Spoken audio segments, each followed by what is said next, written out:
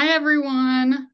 Thank you all for joining us today at the Turkey Talks Cooked Products Processing Plant Virtual Farm Tour. We're so excited to be here with you today. Before we get started, I want to share some housekeeping notes so you can know how to interact with us today. If you're joining with us on Zoom, you'll note that the chat is turned off today.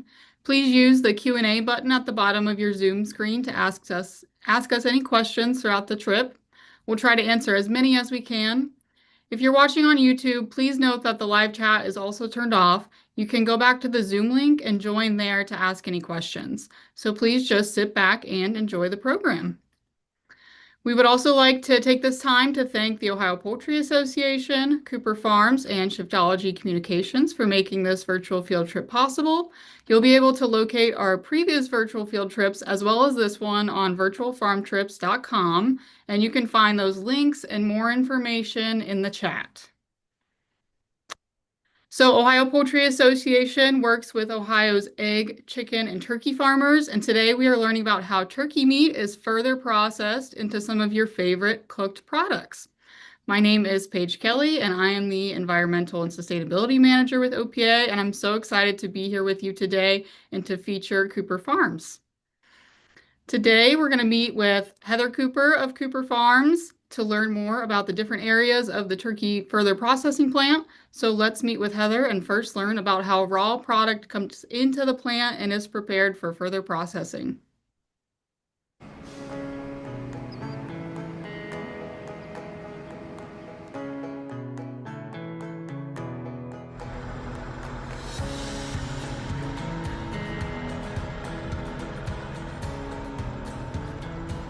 Welcome to Cooper Farms Cooked Meats here in Van Wert, Ohio. At this plant, we take raw meat from St. Henry and make it into delicious deli meats that you see in your local grocery.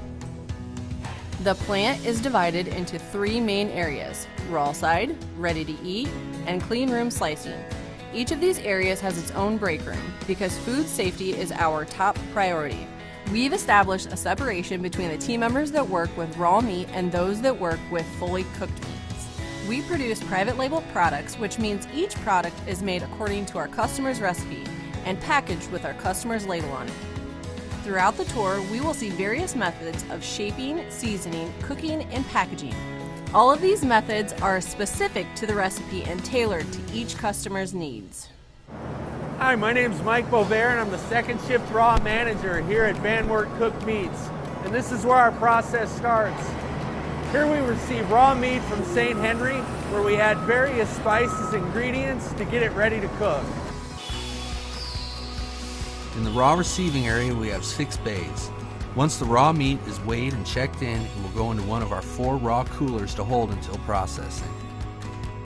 We have 2 injection rooms where we inject the raw meat with various spices and ingredients to begin the process of making our deli meats and sliced meat products. We follow strict recipes and product specifications according to our customers' needs.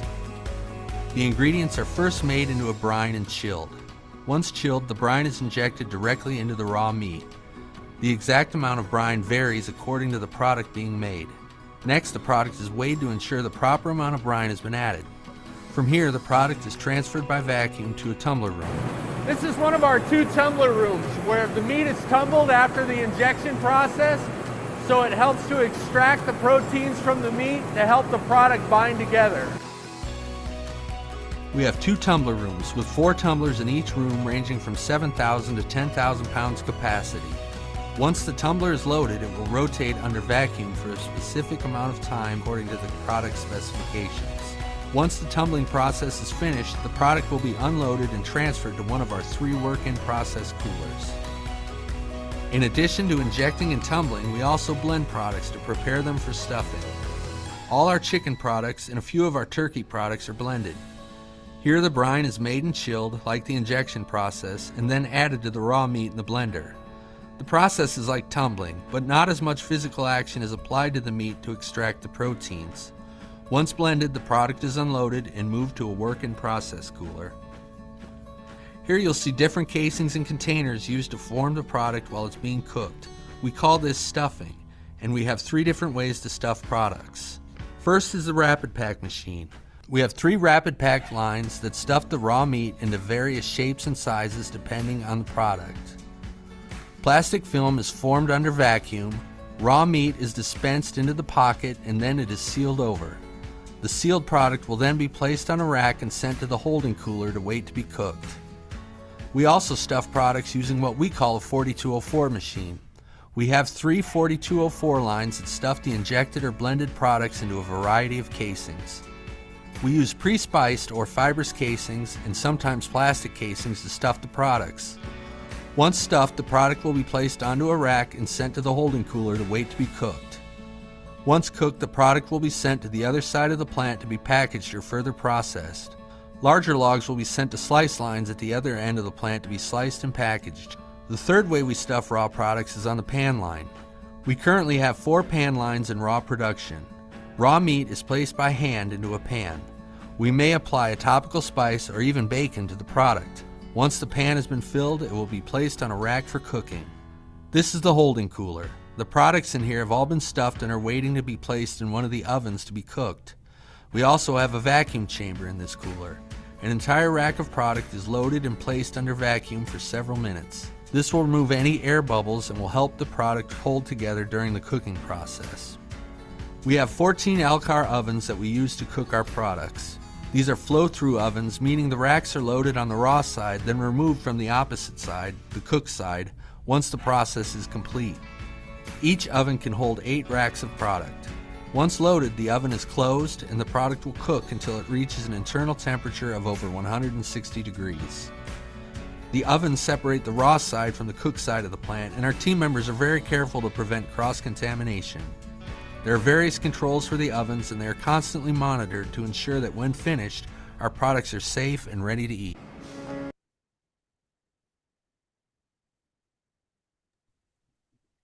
Okay, well, thanks everyone. That was a great introduction to the raw side of the plant. Now we are going to transition into some other areas of the plant. Joe, are you there with us?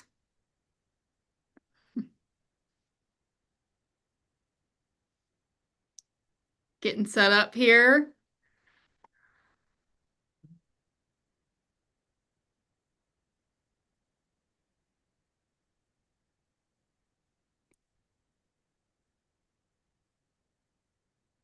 There we go. We can see you now, Joe.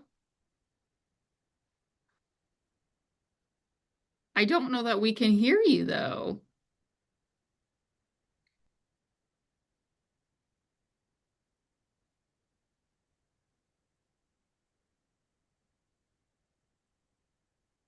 Joe, can you hear us?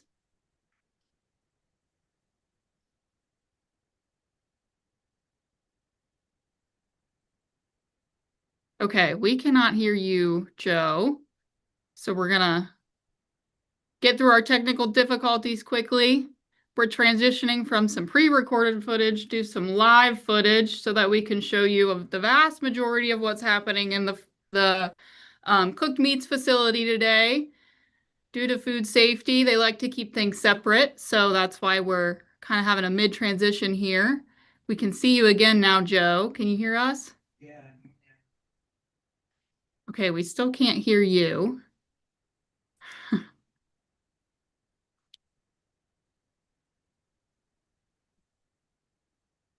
I don't think we have connection to the audio.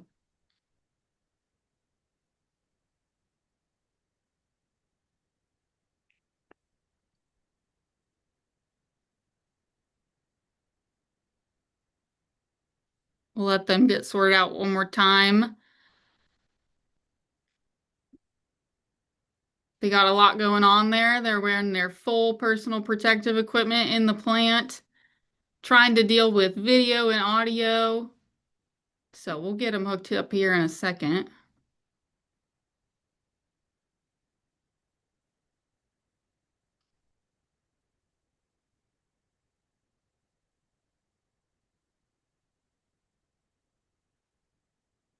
Okay, we are going to transition to some other footage to make sure that we can show you guys everything, and then we will be back with Joe and Heather later to answer some questions live. So right now we're going to take you into the ready to eat side of the facility.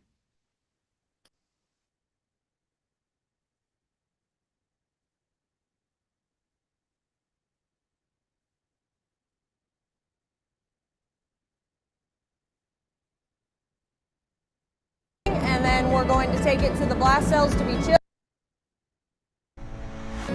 Hi, I'm Courtney Duncan. I'm the first shift RTE production manager. RTE stands for ready to eat, so everything over on this side is ready to be packaged and sent to the deli.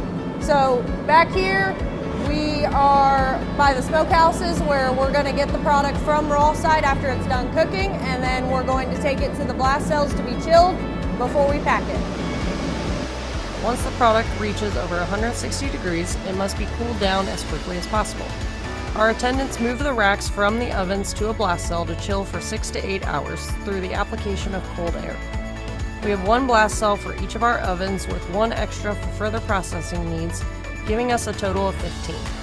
After product is chilled, it can be further processed before being packaged. One of these processes is what we call browning, where we run the product through hot oil to get a good color and crust. After browning, we can apply a topical spice or move it to the holding cooler to chill before being packaged. Another way to further process the product is smoking it in our infrared oven, where it is drenched in liquid smoke and heated to achieve a smoked color and taste. We also have our drench belt that only drenches the product in liquid smoke. These liquid smokes come in different flavors as well, such as applewood and honey. So this is one of our 3 holding coolers. This is where we hold the product before it is packed as bulk deli or sliced as pre-packaged deli. Before packaging the product, it must be below 40 degrees, so the coolers are essential for getting it to the right temperature. This is what we call the front room. This is where we package the bulk deli pieces. Here we have a couple packaging machines. First, the product will be put into our customers' bags. Once it is bagged, it will go down the belt to the cryovac machine. This machine will vacuum seal it and shrink the film.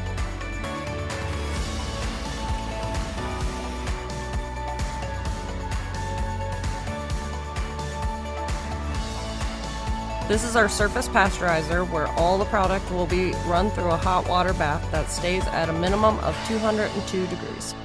This is one of our many food safety steps on the cook's side of the plant. Once it comes out of the pasteurizer, it will get a code date, then move on to be chilled again. These chillers will bring the product back down to 40 degrees or below before the product moves to the final step.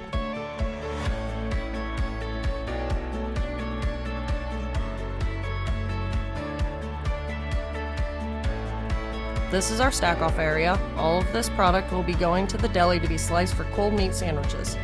These pieces are coming from the chillers to this area to be boxed and palletized. These robots are from a local automation company made right here in Van Wert. They will label each case, then pick up 5 at a time to stack onto the pallet. Once the pallet is complete, it will be ejected from the cell to be shrink wrapped. From there, a forklift operator can pick up the pallet, scan it to a truck, and load it onto a trailer to be transported to our distribution center in St. Henry for storage and distribution to our customers.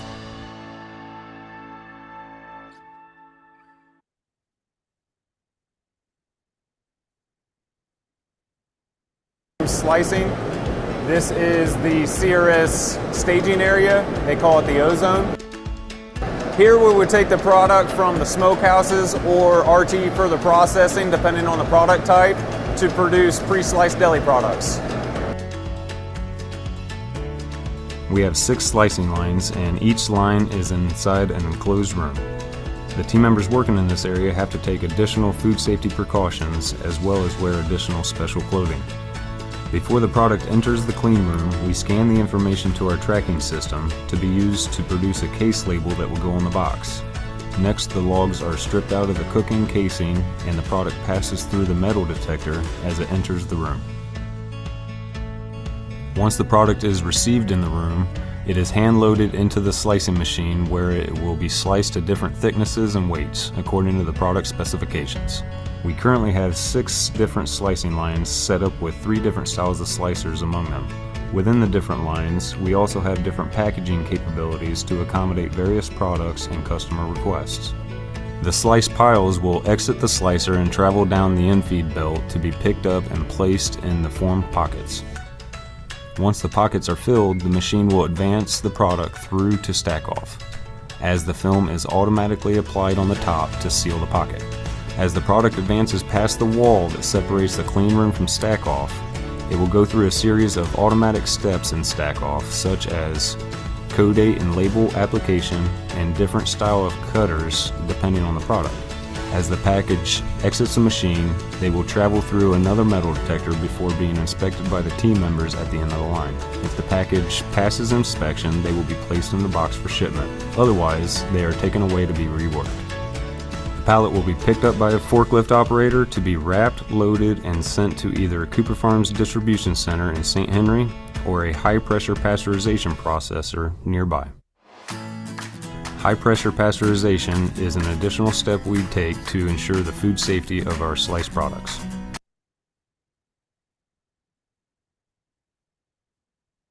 Manager, and we have a team of about 40 technicians that are on the plant, all three shifts, first, second, and third, and they're out and they monitor the temperature of the food. They're looking for the food safety of the product, the quality of the product, to ensure our product is a safe, wholesome product before it gets shipped to our consumers.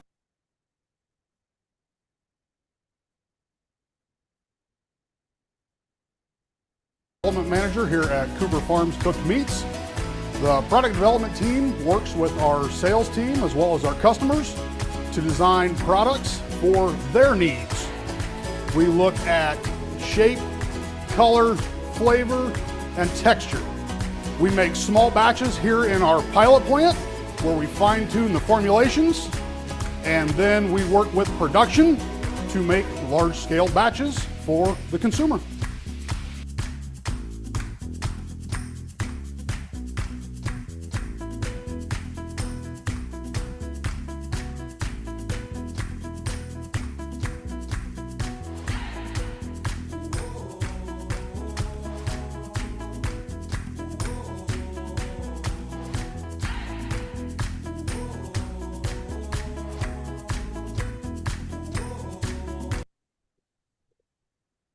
Okay, that was fantastic. That was a quick snapshot into how Cooper Farms does over 100 million pounds of cooked meat products every single year. Heather and Joe, are you with us there? We are. Yes, we are. Oh, we're backwards. There we go. We can Sorry. hear you. Thank you both for joining us today. Thank you. So we got to meet a lot of your colleagues through those videos and all the different career opportunities some of the different career opportunities that you guys have in the plant. Heather, could you just take another minute to introduce yourself and tell us about your background and what your current role is? I am Heather Cooper. I have worked full-time at Cooper Farms for 20 years. I couldn't even tell you the amount of part-time though. I have a bachelor's degree in business from Defiance College. I am the senior support manager here at Van Wert, which I am in charge of food safety, quality, shipping, process improvement, maintenance, sanitation, and that's it. A jack of all trades then. Right. All right, Joe, can you tell us about your role and how you got to where you are today? Hi, so my name is Joe McName. I've worked for Cooper Farms here at the Cooked Meats plant for 20 years this year. I started on the floor at a general position, and I've had opportunities to work up, and now I'm in charge of the operations here. I've played roles in quality service, manufacturing, and sanitation over my career here. Okay, great. So let's go back to the videos that we were just watching. We saw them a little bit in pieces, but can one of you just take us through again kind of the life cycle from when you get the raw product, maybe even touch on the slaughter plant, which is a totally separate facility, and then going into the different processes of deli production? Yeah, so we're going to use roughly, starting at the harvest side, they're going to process roughly 27,000 tom turkeys a day. And what we end up getting out of that is boneless, skinless breast meat that comes to the plant here. We use about 250,000 pounds of boneless, skinless breast meat a day. And through the injection process and marination process, that 250,000 pounds, after we add seasonings and flavorings to it, may be closer to 400,000. So once the products then are formulated, we make about 100 different flavors of turkey, different sizes and shapes. at the plant here, some for slicing, some for bulk deli applications. Our smokehouses, we have 14 smokehouses. Each one of the racks that you've seen in the video can hold anywhere from about 800 to about 2,000 pounds of product, depending on what size and shape it is. Each one of the smokehouses holds up to 8 racks. Takes about 8 hours to cook a batch of product. So we have 14 ovens and we average about 10,000 pounds per smokehouse, and we turn these and we fill these ovens 3 times a day. That gets us to 420,000 cooked pounds a day. And then if you extrapolate that out over 5 days and then over a full year, that gets us to about 110,000 pounds of cooking capacity a year, or 110 million pounds of cooking capacity a year.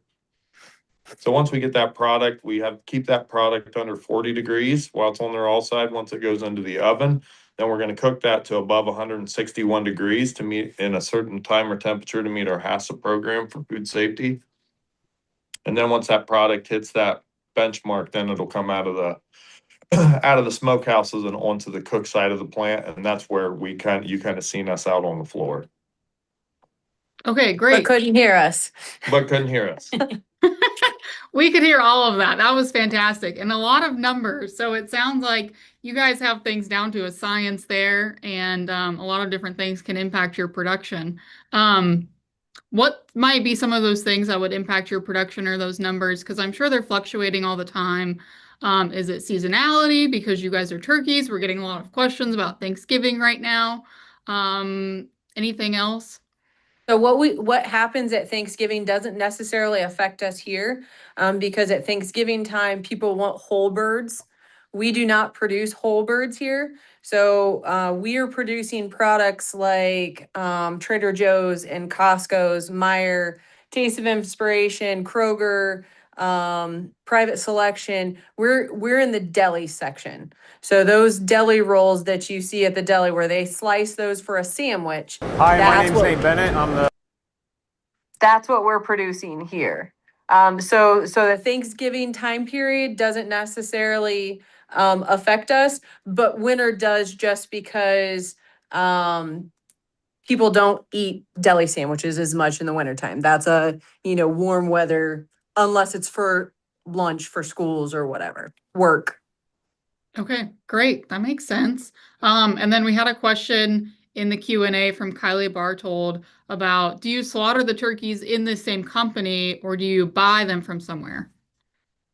So Cooper Farms is a whole integrated farm to fork. So Cooper Farms has turkey barns. We start with breeders in Oakwood. That's where Cooper Farms started in 1938.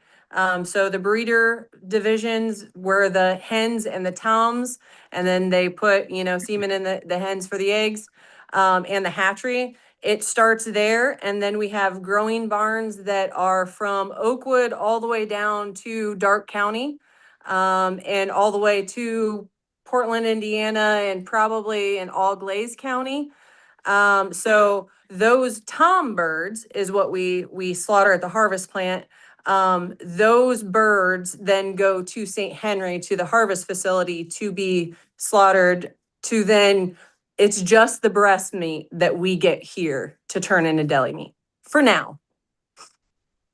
Okay, great. So hopefully that makes sense to everybody. We have, other company personnel who are on the farm dealing with the animals, and then they go to a separate facility where they're slaughtered, and then they come to you, and that's where you guys saw the video footage, all from the raw side into the ready to eat and so forth. So full scale, we're just talking about cooked meats today, but obviously there's a lot of different career opportunities within the whole company. So options for everybody. We've talked about your guys' role. We've talked a little bit about live production, and we learned a lot about automation throughout this whole process. So what kinds of careers do you have, do you think, with automation? Like, who is essential in your facility to maintaining all of those robots that we saw, installing those types of things? So we have a maintenance crew of about 70 here at this facility. I couldn't tell you how many they have at St. Henry, but they're in charge of maintaining not only the robots, but every machine that is in this building. Awesome.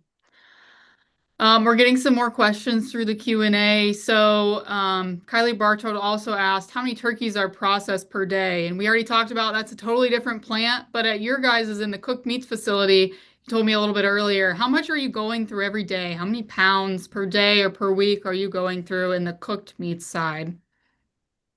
So we'll use roughly, just on the raw meat side of things, we will use roughly 1.2 million pounds of Hi, I'm Travis. boneless, skinless turkey breast a week. And then we'll also use close to 200,000 pounds of boneless, skinless chicken breast. We do offer some chicken. So, roughly 15 to 20% of a schedule during the week would be chicken, and around 80% would be turkey. And then also about 80% of what we're doing each day, each week is the bulk deli pieces. And then the other 20% is actually made for slicing logs that we slice and package in-house. We also do deli ham, but it's Very a small amount. Okay, great. We had a previous question from Cheryl Crease at Compton. Since we're talking about deli, she wants to know how long does it take to go from like the raw product to the deli ready to eat product? Is that, one day or several days, or I'm sure it depends on the product, but roughly what would you say for that? So typically what happens is if St. Henry processes a turkey today, and then it comes to us tomorrow and we formulate that, then the next day we will process that and get it prepared to cook. That cooking and chilling process takes 18 to 20 hours to fully cook and chill. So then we're at about 4 days, and then the next day we're packaging and shipping. So usually within 6 days, we can go from a live bird to completely ready to go and ship out of here, fully cooked and ready to go to the grocery store. Wow, that is super fast, way faster than we could accomplish at home. So we're really happy that we can go to the Yeah. grocery store and get those products ready to eat.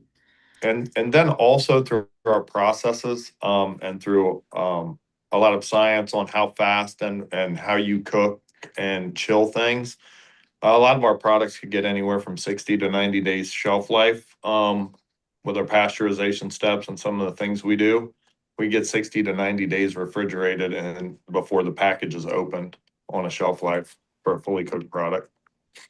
We saw a lot about food safety in the video, and pasteurization was mentioned. Can you talk a little bit more about pasteurization, what that means, what those temperatures are, and how that then affects the shelf life? So really what we're doing to pasteurization is we're making a fully cooked product that somebody's going to eat, but there's a lot that product ends up open in the environment of the processing plant. So we always need to do something else. We're going to seal that product in a bag, and anything that would be on that bag that might be in the environment or even in the air is going to be a part of that product. So we strongly believe that surface pasteurization of the product is the best step. Actually extends the shelf life, and then anything that may be on the surface of that product, microbiologically, that pasteurization step will actually kill that, any bacteria if there's anything present. And that really what that takes for most products is being in a hot water bath that's over 200 degrees for over 2 minutes. And then for it to be cooled down less than 40 degrees within 10 minutes after that process. So you can't just heat something up without chilling it down immediately afterwards. Okay. Okay. And that we're makes one of sense. the only companies that still does hot water bath pasteurization.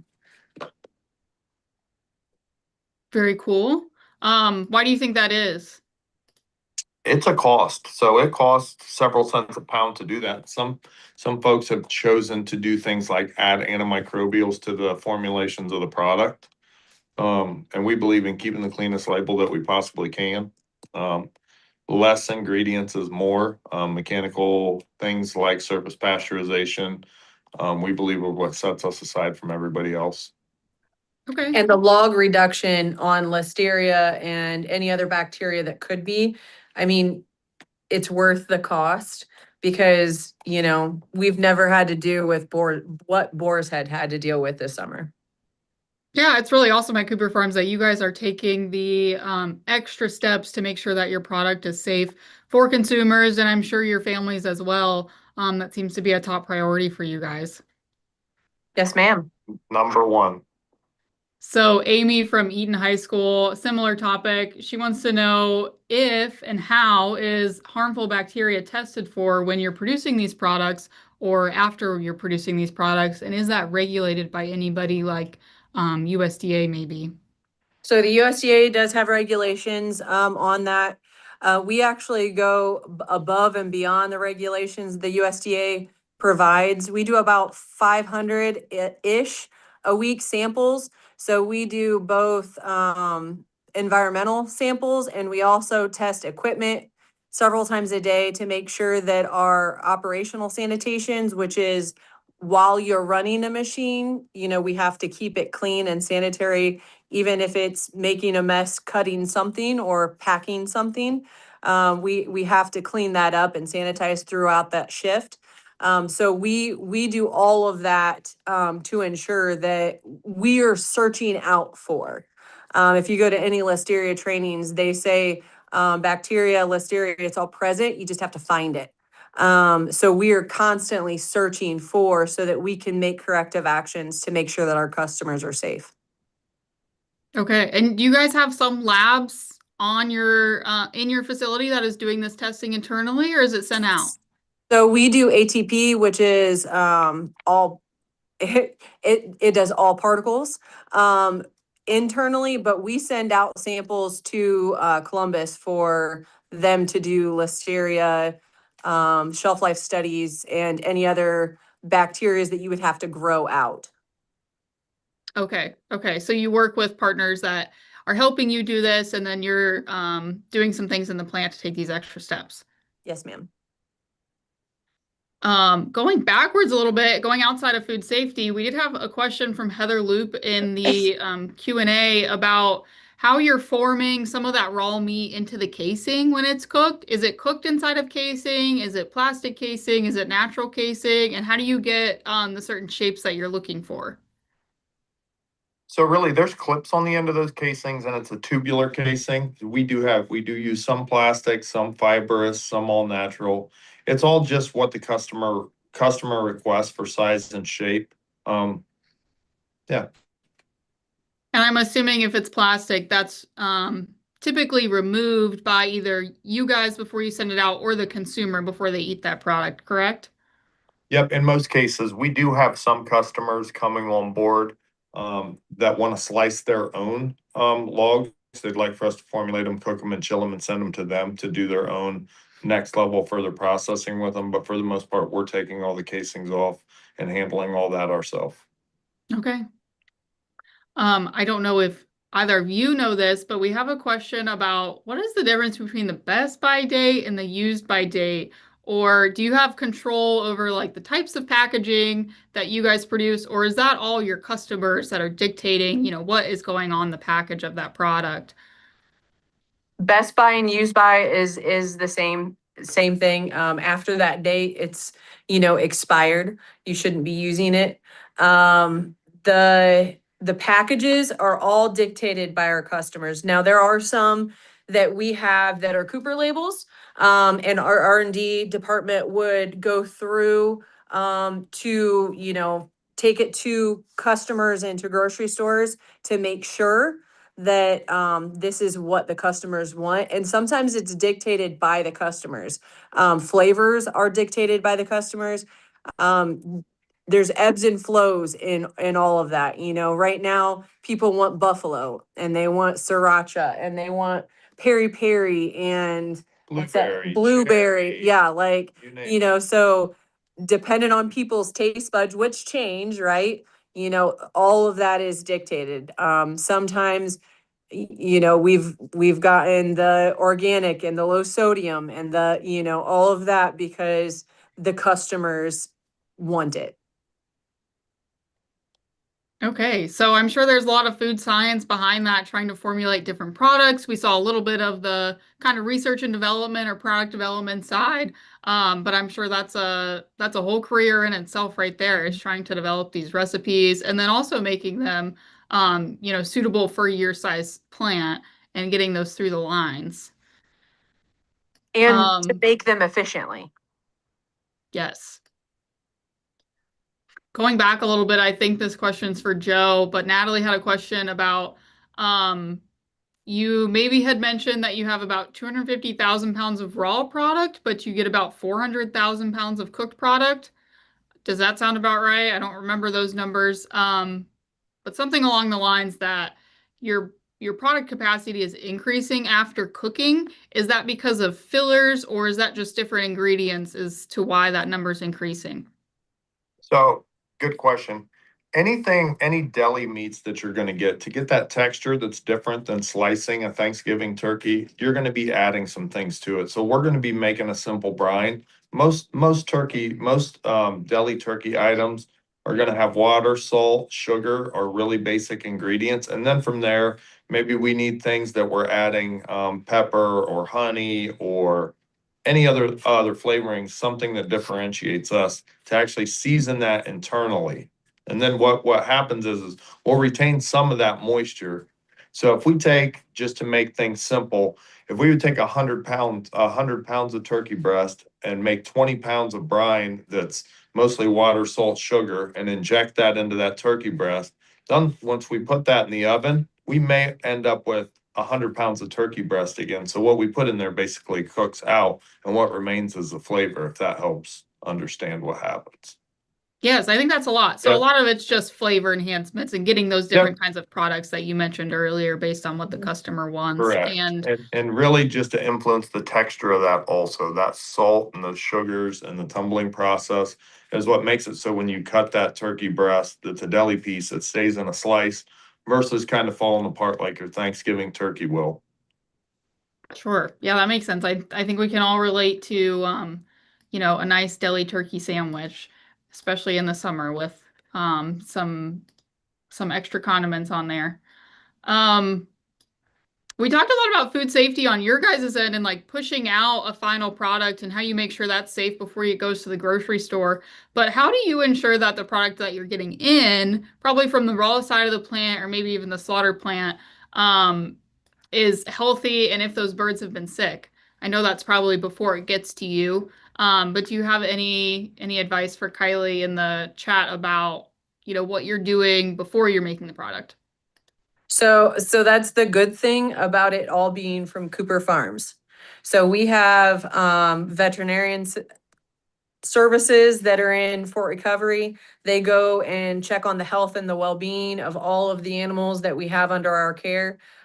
They make sure that if they need the medicine that they need, that they get it in a timely manner. They make sure that the barns that they're being raised in are clean, that they're well ventilated, that they're warm in the winter and they're cool in the summer. So that is nice about it all being in one system and all under one roof, our roof. So we make sure that our animals, it's our livelihood. We have to make sure that those animals are well taken care of and well treated.